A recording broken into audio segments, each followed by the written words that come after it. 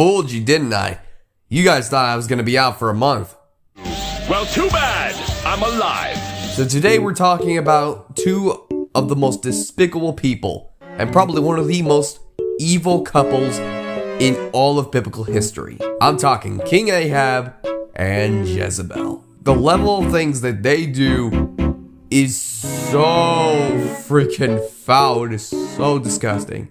So King Ahab is looking out his window one day and notices this massive vineyard of grapes.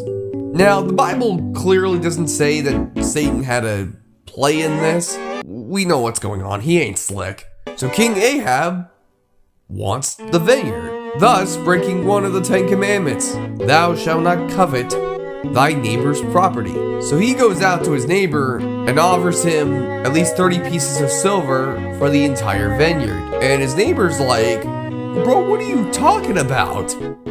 This vineyard has been with our family for generations. I am not selling this. This is not for sale. So obviously, King Ahab was absolutely heated about this. And Jezebel, knowing that her husband was heated about this, came up with a sneaky plan. And yes, it did involve murder. So she had two guys start making accusations about the neighbor, how he was blaspheming God, he was committing sins, and yada yada yada. Basically, he was cutting up. But Israel obviously believed these two idiots, and yeah, they are idiots. So they stoned the guy to death, and King Ahab gets his vineyard. Basically, he practically stole the vineyard. So obviously, when I'm looking at this story, I'm freaking heated. I'm like, what the frick is wrong with you? This is the most foulest thing I've seen in my life. It's not even funny, but I don't even know how to freaking react. So that's it, right? He gets his vineyard and we call it a day. Right?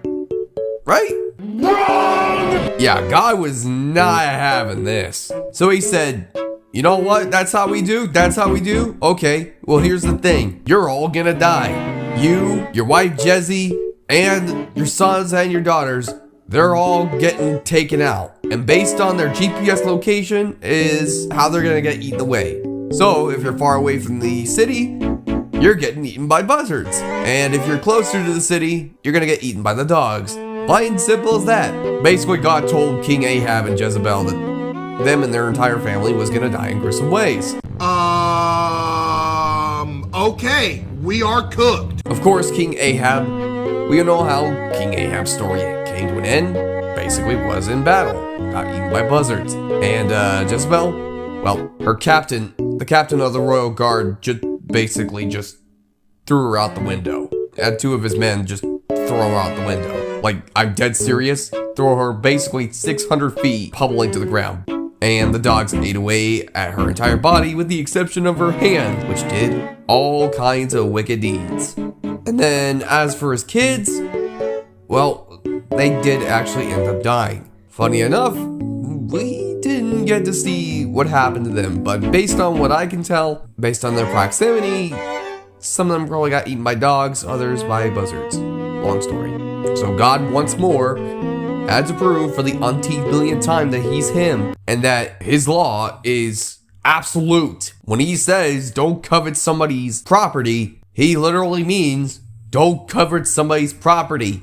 So anyway, this was a fun one to actually do. So anyway, thank you guys all so much for watching. God bless, stay safe, and of course, have a great day.